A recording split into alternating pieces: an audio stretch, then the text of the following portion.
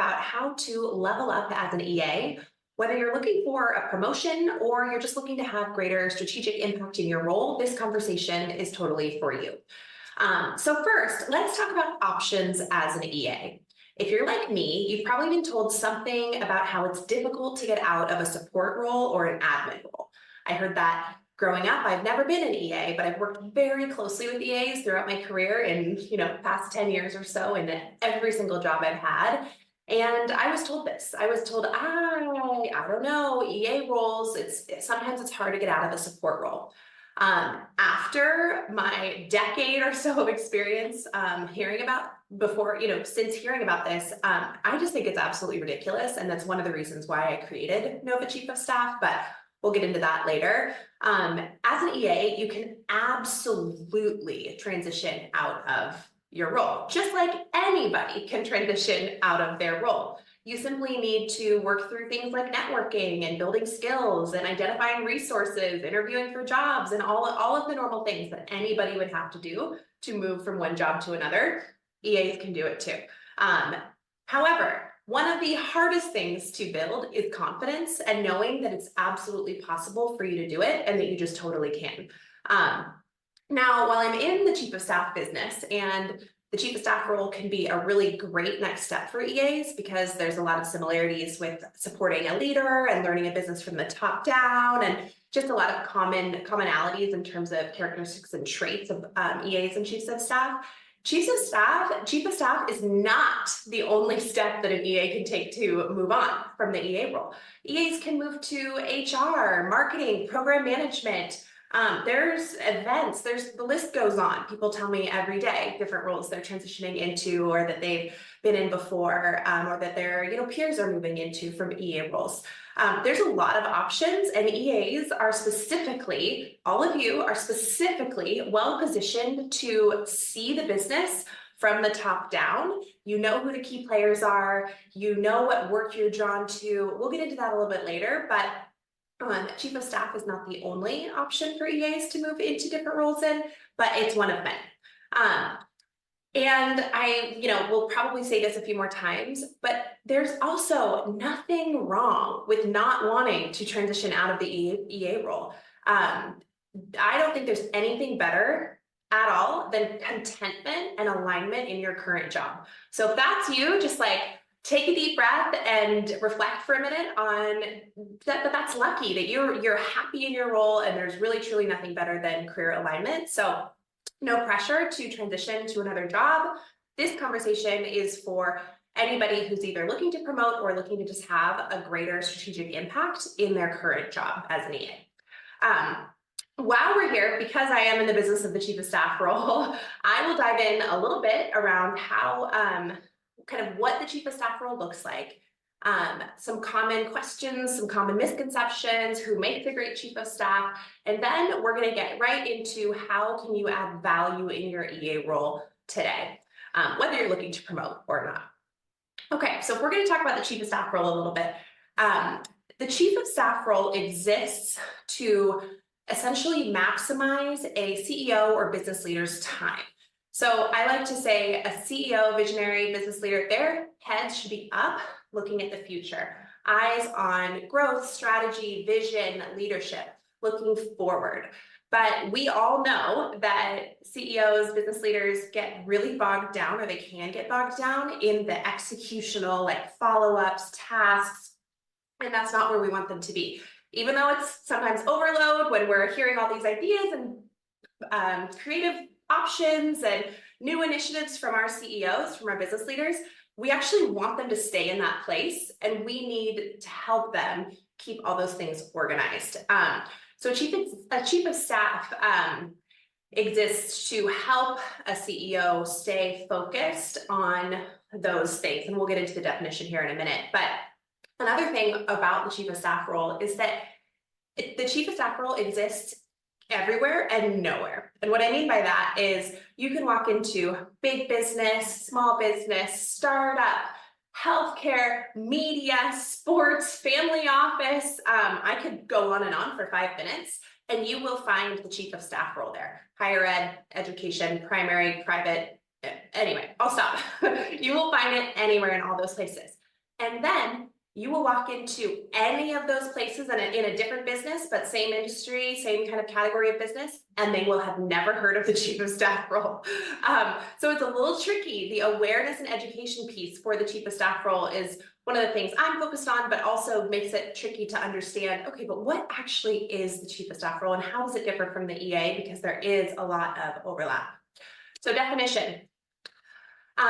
The chief of staff is a business leader's right hand and strategic thought partner focused on executing, organizing, and prioritizing the leader's business initiatives and driving transparency and alignment across the leadership team. They exist to maximize that leader's time, to allow that leader to stay focused on the future and vision, eyes up, looking forward. A chief of staff is really strong with execution, really strong with business process. Where my definition for an EA is essentially a senior executive assistant is a highly skilled problem solver, a strategic doer, the logistical mastermind behind the executive's calendar, travel, expenses, while acting as the go-to support lead for tactical items across the executive's leadership calendar. Now, I always laugh when I say what the EA role is to a bunch of EAs, but I think it's helpful to define both of the chief of staff and EA roles kind of in the same time here. When you think about the two roles, the chief of staff role is going to be more focused on future and vision. They're going to be focused on managing the executive's many business initiatives, managing, prioritizing, leading, offering visibility to the team, where the executive assistant role, so many of you approach the role very strategically. But it's a bit more in the today world. And it's a bit more tactical, right? So calendar, expense, logistics, travel. While an EA is doing all those things, there's not a ton of time left over to take on massive department-wide projects and build plans for the future. Now, if you think about the two roles, they kind of take a half circle and you think about the two roles, one on either side, there's a lot of overlap in the middle.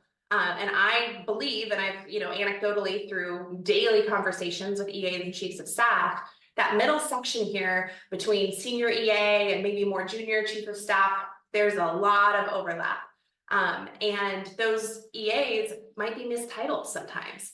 But I don't believe that somebody should do both roles. I think that if you are doing those administrative tactical items like calendar, expense, travel, you just don't have the time, the mind space, or the positioning from other senior leaders to be viewed in that strategic role. So we won't get too much deeper into chief of staff work, but I wanted to kind of level set there a bit.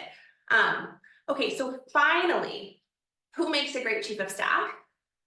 But if this is you, then I think you would make a really, really good chief of staff. Fast, driven, curious, growth-minded, executive presence, achievement focused, great at a lot of things, wants more responsibility, and loves supporting senior leadership. Okay, so if you're an EA looking to move into a chief of staff role, check out our resources at novachiefofstaff.com. Of course, we have our paid chief of staff certification course, but we actually have a lot of free resources too. A ton of information on our blog that dives much deeper into the EA and chief of staff world and the overlap and relationship and all of that. And some resources in our resource library, which you can find at the bottom of our site, that dives into how do you think about taking on more responsibility? How do you have those conversations? It's a kind of a worksheet and then a proposal, totally free, totally available to you if and when you want them. And again, if you're an EA, happy in your current role, there's truly nothing better than that. So again, soak it in. Okay, so we're going to dive into practical ways that you can increase your strategic impact right now. And I'm going to preface this, next section here with, I don't believe that you should take on more and more responsibility and drown in your day job to get noticed. You're not paid for that. Recognition is absolutely not guaranteed. Like there's a lot of people that will not notice, sadly, and you will likely get burnt out. So just take that with a grain of salt. When I talk to groups of admins and we talk about how can we level up, how can we add strategic impact, I think it's important to think about what are you well suited for? What does your team need? And what do you enjoy doing? Okay, so we'll walk through five or so things here. But there's so much opportunity, and like I said, you don't want to just take on more and more and more and then drown. So what are the specific things? And that's a strategic decision. What are the specific things that are going to add the most value that I'm going to stay passionate about, and that my team needs? Okay, so first, build your network. A lot of these are going to sound really simple, but they're not easy. Here's what this looks like. Are you having one-on-ones with everybody on your leadership team? Every person that reports to your leader, are you having regular planned one-on-ones with them? If not, start those. In those sessions, you want to learn what's going well, what are the pain points. You want to just build a familiar relationship so that you're very comfortable around them and vice versa. Essentially, the more information you're consistently gathering, the better. You are going to become a trusted resource who's seen as super invested in the success of the overall business.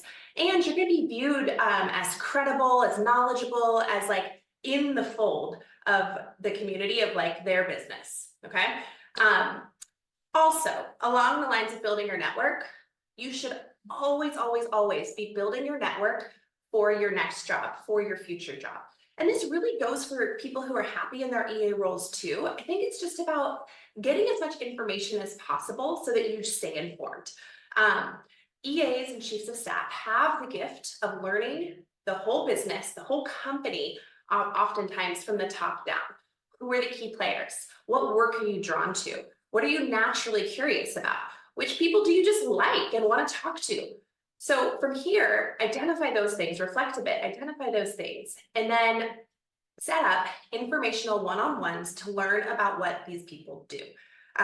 They don't have to be as formal as your the one-on-ones we just talked about with everybody on your leaders team. You can say, you know what, I really want to learn a little bit about what Katie does. I'm going to ask Katie to coffee, and you're just going to say, what is that you're doing? What's your day-to-day look like? What project are you working on? What do you love about your job? What's hard about your job?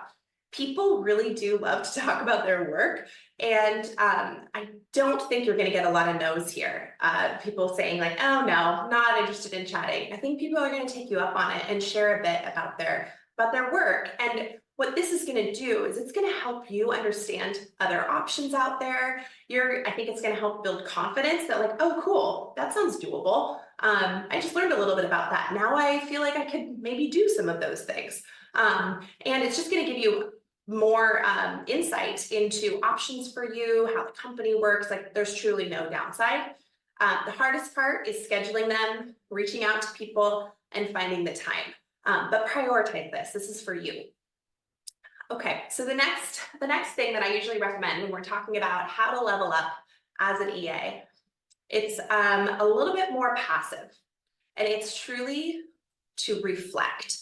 And we can do that right now. So do it with me. I can't see you, but you can see me. Close your eyes.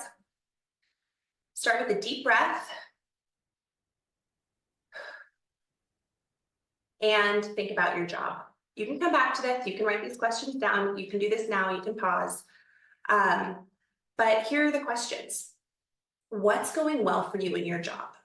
What does your leader complain about a lot? What's going well on your leadership team? Which people on your leaders team are really getting the job done? Which people are not getting the job done? What does your leader talk about a lot, complain about a lot? What's just not working? The power of pausing and creating time to think about these things will help you be super strategic about your next steps. Okay, so let's say that you're reflecting and you realize that like there's this one thing you guys are always having to do and there's no process behind it. It's chaotic. It's a bunch of people are involved. If only there was a process, someone to define it, but who's going to do that? Things would go a lot more smoothly. You want to identify basically like all the things that you're hearing from your leader, what's working, what's not working, and things that you believe that you could potentially improve or work on, or think about the lowest hanging fruit or the biggest priorities of areas of impact that you could make. We'll get back to that here in a minute. So the next component here is truly increasing your strategic impact with your leader through these certain activities. So I'm going to run through some options here. Again, probably can't take yours. Here's where we're starting. Is your leader prepared for every meeting and event they walk into? All the meetings, customers, external, internal, are they prepared? Do they know what they're walking into? If not, there should be a process to brief your leader every single time they step into an important engagement. And you can create this process. You don't have to be the doer for every single step of the process, but you can instigate and kind of catalyze like the process creation and the need for your leader being more prepared. Potentially you could build some briefs yourself and see how it goes. Are there external engagements that your leader should be attending? For example, CEO conferences, forums to offer thought leadership, business development opportunities. Put strategic recommendations together that say, I believe you should attend this event, and here's why. That takes some research, it takes some time, it might take some networking. What's going on in your city? What's going on in your industry? What are other like CEOs or like business leaders attending that yours is not? Do the research, pull it together, put your recommendation together and say, hey, I think you should attend this. Let me know if you want some help setting up the travel plans and I'll get you more information, but here's my recommendation for you. You will become, again, that person who is very involved in the business, that has your leaders' strategic kind of ideas top of mind, and you'll just be much more kind of integral in how they show up, how they bring their internal messaging externally, how they pull what they're doing externally back internally. So strategic recommendations for what your leaders should be attending is a big one. And before that, putting processes together to prepare your leader for everything they walk into. Next here would be, imagine with me that your leader has a ton of awesome ideas all the time. Oh, we should do this, we should do this. I can't wait, I think I want to do this, right? It's kind of like idea whiplash. I've had leaders like that. Again, we want our leaders to stay in the vision space. But what happens in these situations when there's not a chief of staff or when we don't have processes to support this, they have nowhere to land. They fall flat. Your leader keeps bringing them up. They never take off. So what you can do is essentially become their executive project manager. Organize, prioritize, and follow up on their strategic initiatives. We have a blog about this at novachiefofstaff.com/blog. How to be an excellent executive project manager.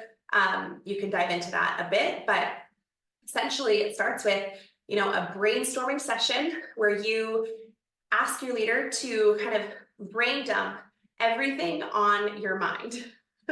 So say, okay, what is everything on your mind? I want to hear about it.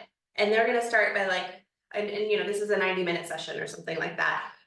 They're going to start thinking, oh, I have this idea for next quarter, and I have this idea for next year, and right now I want to do X, Y, and Z. Some of those things are going to be captured already by their leadership team, and a lot of them are not. If you are able to build a project management kind of tracker and tool and get everything down on a list and start prioritizing and thinking about next steps and who's the owner and what are you owning, if there's anything on that list that you can own, you're going to add a ton of value to your leader. Okay, so what I have next here for you is to speak up more. Not a lot to say here besides, I think a lot of times we're afraid. We're afraid to speak up. We're afraid that our ideas aren't valid. We're afraid that nobody wants to hear from us anyway, and that we're just taking up space in the room. I'm not saying to speak up all the time and to just start being a loud voice in the room. But when you have a great idea and you want to voice it and you're kind of not sure, but you really think it would land well, this is your push to just do it. Again, you're going to be seen and start to be seen as more of a thought partner, a little bit more on the leadership team. I'm sure that there's going to be people that just love your ideas. There's going to be people that don't listen. Totally normal, expect it. But speak up a bit more and start to make sure that your voice is heard. That's important. And finally here, if you are like, okay, this is great, I want to start taking on a few of these things, but how do I do it? And my time, and I'm not quite sure like how I'll fit it in. I'm not sure if my leader is okay with me doing these new things.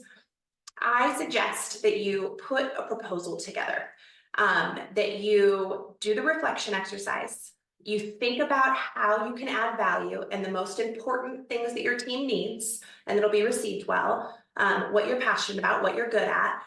And then you put actually like some form of a formal kind of proposal together. Maybe it's an in-person conversation, you have some notes, maybe it's an email, maybe it's a little printed document or something.